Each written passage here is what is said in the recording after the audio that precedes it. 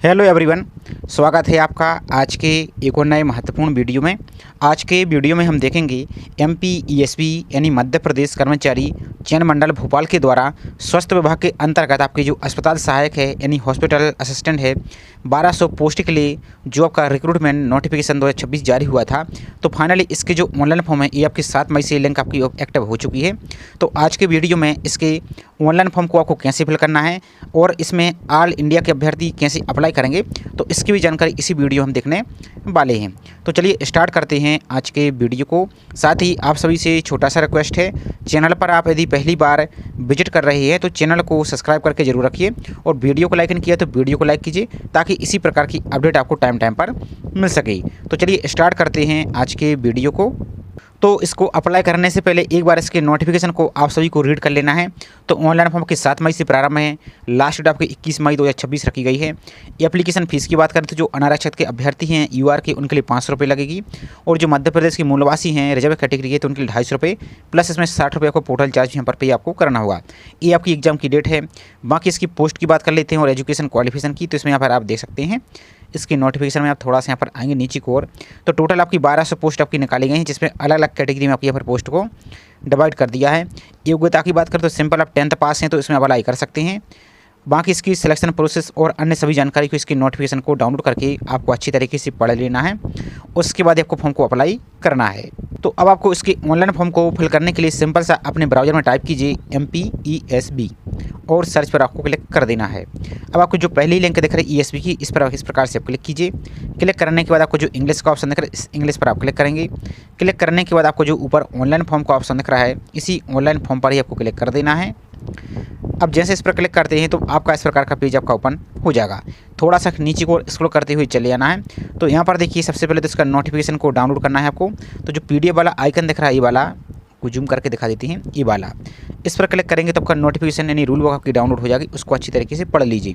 Apply करने के लिए जो ये वाली लिंक दिख रही है इसी लिंक पर आपको क्लिक यहाँ से कर देना है। इस पर क्लिक कीजिए आप। क्लिक करने के बाद यहाँ पर देखिए आपको जो चेक बॉक्स दिया है घोषणा पत्र इसको यहाँ पर आपको टिक करना है। इसको एक्सेप्ट कीजिए और आगे बढ़ाए पर सिंपल से आपको क्लिक कर देना है। अब जैसे इस पर क्लिक करते हैं तो अब यहाँ पर आपकी जो सामान्य प्रोफाइल पंजीयन नंबर वो यहाँ पर फिल करेंगे। आपकी डेट ऑफ बर्थ को यहाँ पर फिल कीजिए और इस कैप्चा को यहाँ पर फिल करना है, एंटर करके सॉल्व करके और सत्यापित कर आगे बढ़ाए पर क्लिक करेंगे। लेकिन यदि आप अदर स्टेट के अभ्यर्थी हैं पहली बार फॉर्म को अप्लाई कर रहे हैं, आपने जो प्रोफाइल पंजीयन है यानी OTR नहीं बनाया है तो इस पर क्लिक करके आप प्रोफाइल रजिस्ट्रेशन पर क्लिक करके अपना नया प्रोफाइल को आप बना सकते हैं। और बाकी एक बात और, जिसको अपने प्रोफाइल में कोई जानकारी अपडेट करना है या संशोधन करना है तो संशोधन करने का इस वीडियो के बाद हम नेक्स्ट जस्ट वीडियो आपको अपलोड कर देंगे। तो उसको देखकर अपने प्रोफाइल पंजीयन को आप सुधार सकते हैं, लाइव फोटो डॉक्यूमेंट को चेंज कर सकते हैं। इस कदम को सत्यापित कर आगे बढ़ाए पर क्लिक आपको कर देना है। तो जैसे इस पर क्लिक करते हैं तो जो भी आपकी प्रोफाइल की जानकारी वो यहाँ पर आपको शो हो जाएगी। अच्छी तरीके से इसमें चेक कर लेना है कहीं कोई मिस्टेक तो नहीं। यदि मिस्टेक है तो अपनी प्रोफाइल को यहाँ पर आप सुधार सकते हैं। और यदि आपको EKYC का एक मैसेज आ रहा है तो EKYC कैसे करना है तो जो प्रोफाइल वाला वीडियो हो इसके बाद आपको मिल जाएगा। तो उसको देखकर अपने सब कुछ यहाँ पर सुधार सकते हैं। इस कदम नीचे को रहेंगे तो आपको जो आगे बढ़ाए का ऑप्शन दिख रहा है इसी आगे बढ़ाए पर क्लिक आपको कर देना है। तो इसका देखिए नेक्स्ट आपका इस प्रकार का पेज दिखेगा। यहाँ पर आपको नीचे को रहना है पॉइंट नंबर 31 पर। तो आवेदक अपनी पात्रता के अनुसार उपयुक्त वर्ग का चयन करें। तो यदि आप भूतपूर्व सैनिक के रूप में आरक्षण प्राप्त करना चाहते हैं तो भूतपूर्व सैनिक आपको यहाँ पर इसको सेलेक्ट करेंगे। और यदि आप यहाँ पर दिव्यांग हैं, यदि आप दिव्यांग श्रेणी के अंतर्गत आरक्षण का लाभ प्राप्त करना चाहते हैं तो इसको टिक करेंगे। और यहाँ पर देखिए यदि आप किसी विशेष वर्ग का आरक्षण प्राप्त नहीं करना चाहते हैं तो बिना वर्ग इसको टिक करेंगे। और यदि संविदा कर्मी तो इसको आप टिक करेंगे। तो यहाँ पर देखिए इनमें से कुछ भी नहीं है, फ्रेशर अभ्यर्थी तो बिना वर्ग इसको टिक करेंगे। इसके देखिए नेक्स्ट मध्य प्रदेश के निवासियों के लिए आयु सीमा में छूट संबंधी जानकारी। तो यदि आप भूतपूर्व सैनिक हैं तो इसकी जानकारी yes और नो में देंगे। इसका देखिए नेक्स्ट है कि आप शासकीय विभागों, निगमों, मंडल या स्वतः शासी निकायों में या होमगार्ड हैं। यदि हैं तो इस प्रकार से यस करेंगे। यदि नहीं है तो सिंपल आपको नो पर टिक करना है। इसका देखिए नेक्स्ट है कि आप 1/1/1963 के बाद राष्ट्रीय छात्र सेना में पूर्णकालिक कैडेट अनुदेशक के रूप में भर्ती किए गए हैं। यदि किए गए तो यस करेंगे, नहीं तो आपको नो पर ही क्लिक करना है। यदि किए गए हैं तो इस प्रकार से यस करेंगे तो कुछ छात्र सेना में की गई सेवा की अवधि में फिल करनी होगी। और यदि नहीं तो सिंपल आपको नो पर क्लिक करना है। इसके बाद देखिए नेक्स्ट है कि आप मध्य प्रदेश शासन के अधीन छटनी सौदा कर्मचारी हैं। यदि हैं तो इस प्रकार से यहाँ पर टिक करेंगे। आपकी की गई सेवा की अवधि आपको माह में फिल करनी होगी, कितने माह आपने की थी। और यदि नहीं है तो सिंपल आपको नहीं पर टिक आपको कर देना है। इसके बाद देखिए नेक्स्ट क्या विधवा, परित्यक्ता या तलाकशुदा है। अब चूंकि यहाँ पर हमने प्रोफाइल में पहले से ही अनमेरिड पर टिक किया है तो आपका ये ऑप्शन ऑटोमेटिक क्लोज रहेगा। लेकिन जो भी अभ्यर्थी अपने मैरिटल स्टेटस को अपडेट करना चाहता है तो आपको इसके लिए प्रोफाइल पंजीयन में ही सुधारना होगा। प्रोफाइल पंजीयन कैसे सुधारना है तो इसका आपको वीडियो मिल जाएगा, आप उसको देख सकते हैं। इसका देखिए नेक्स्ट है कि आप आदिम जाति, अनुसूचित जाति, अनुसूचित जनजाति एवं पिछड़ा वर्ग कल्याण विभाग की जो अंतर जाति विवाह योजना यानी इंटर कास्ट मैरिज से पुरस्कृत हैं तो यस करेंगे, नहीं तो नो पर टिक करना है। और चूंकि आपने पहले ही अनमेरिड पर टिक किया तो ये ऑप्शन भी ऑटोमेटिक आपके क्लोज रहेगा। इसके बाद देखिए नेक्स्ट है कि आप विक्रम पुरस्कार से संबंधित खिलाड़ी हैं, यदि हैं तो हाँ, नहीं तो आपको नो पर ही इस प्रकार से टिक करना है। अब इसके बाद देखिए नेक्स्ट है कि आप शासकीय सेवा में नियुक्ति के लिए जो नीचे दी गए विभिन्न वर्ग में सम्मिलित हैं एवं नियम पुस्तिका के अनुसार इस वर्ग के लिए विशेष लाभ जिसमें आपका एज में आपकी 55 वर्ष तक छूट और आपकी बोनस मार्क्स आप लेना चाहते हैं तो यहाँ पर देख लीजिए पहले इनमें से आपके पास क्या है। तो देखिए यहाँ पर आप हाल ही में भारत पाकिस्तान संघर्ष अपांग हुए सैनिक हैं या निर्वाचन के अतिशय कर्मचारी या आपके पास NCC सर्टिफिकेट है तो उसको भी टिक कर सकते हैं यहाँ पर आप। और यदि इनमें से कुछ भी नहीं तो सिंपल आपको नहीं पर ही टिक करना है। अब इसका देखिए नेक्स्ट आपकी पोस्ट, तो यहाँ पर देखिए पद का नाम न्यूनतम शिक्षण अर्हता, तो पद का नाम देख सकते हैं यहाँ पर अस्पताल सहायक कार्यपालक। और योग्यता की बात करें तो कम से कम हाई स्कूल या 10वीं कक्षा उत्तीर्ण होना अनिवार्य है, तो यहाँ पर आप यहाँ पर ही टिक करेंगे इस प्रकार से। अब इसके बाद देखिए नेक्स्ट यहाँ पर नोट, जो आवेदक मध्य प्रदेश के मूल निवासी नहीं हैं उन्हें केवल अनारक्षित श्रेणी या बिना वर्ग यानी ओपन तो आप URC फॉर्म को अप्लाई कर सकती हैं। तो आप किसी भी राज्य के निवासी हैं अप्लाई यहाँ से आप कर सकते हैं, कोई समस्या नहीं है। दोनों के लिए प्रोसेस है जो आपको मैं दिखा रहे हैं वो सेम यहाँ पर रहने वाला है। अब यहाँ पर देखिए नेक्स्ट आपका मध्य प्रदेश राज्य के रोजगार कार्यालय में जीवित पंजीयन और पंजीयन होना अनिवार्य है, तो यदि आप नो पर टिक करते देख सकते हैं इसके लिए एलिजिबल नहीं रहेंगे। तो अब आपको रोजगार पंजीयन कैसे करना है इसका मैं जस्ट वीडियो कल ही आपको अपलोड किया है, जिसे हमने मध्य प्रदेश के मूल निवासी के लिए प्लस जो अदर स्टेट के अभ्यर्थी उनके लिए हमने डिटेल में पूरी जानकारी आपको प्रोवाइड की है। उसमें कोई फीस नहीं लगती, आप अपने मोबाइल फ़ोन से ही कर सकते हैं, लेकिन उसमें थोड़ी सी OTP की समस्या आएगी तो उसमें आपको परेशानी होगी, तो आपको उसमें बार बार ट्राई करना होगा। तो आपको कैसे पंजीयन करना है तो उसकी लिंक आपको इसी वीडियो को डिस्क्रिप्शन में दे देंगे या चैनल पर विजिट करके आप सब भी चेक कर सकते हैं या सर्च करेंगे कि MP हॉस्पिटल असिस्टेंट रोजगार पंजीयन अदर स्टेट और कैरियर सिविल सर्विस, इतना करेंगे तो भी आपको चैनल पर वीडियो मिल जाएगा। तो यहाँ पर आपको वहाँ पर टिक करना है। नेक्स्ट आपका पंजीयन क्रमांक, तो जो आपने रोजगार पंजीयन किया है वो पंजीयन क्रमांक यहाँ पर फिल कीजिए।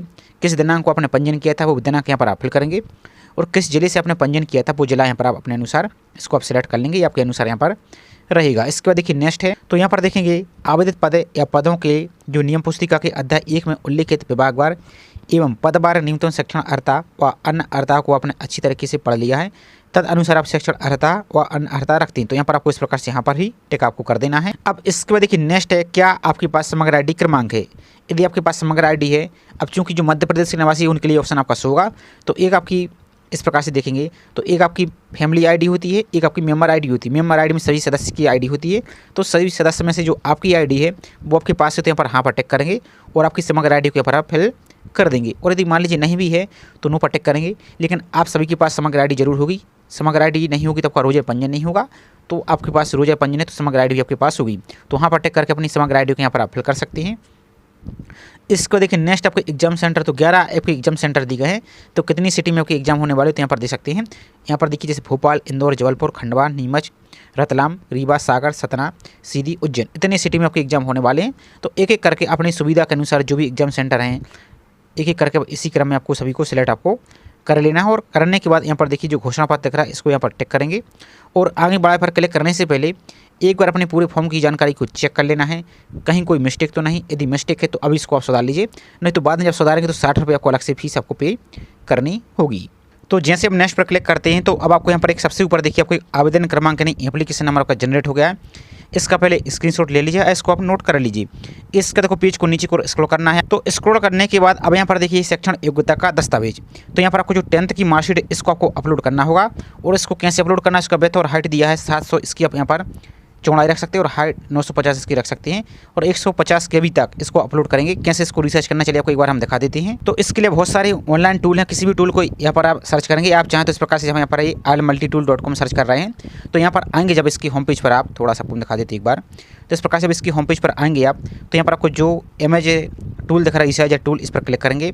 जो भी आपका डॉक्यूमेंट है यहाँ पर आप इसको सिलेक्ट करेंगे, यहाँ पर आप अपलोड करेंगे। सिंपल क्लिक किसी एक डॉक्यूमेंट को अपलोड करके हम दिखा देते हैं। तो जैसे मान लीजिए इस प्रकार से हमने डॉक्यूमेंट को अपलोड कर लिया, इसी प्रकार से आप करेंगे। यहाँ पर विड्थ आपको दिख रहा है तो यहाँ पर आपको 700 रख देना है। यहाँ पर आपको और यहाँ पर आपको जो हाइट दिख रही है यहाँ पर आपको 950 फिल कर देना है इस प्रकार से।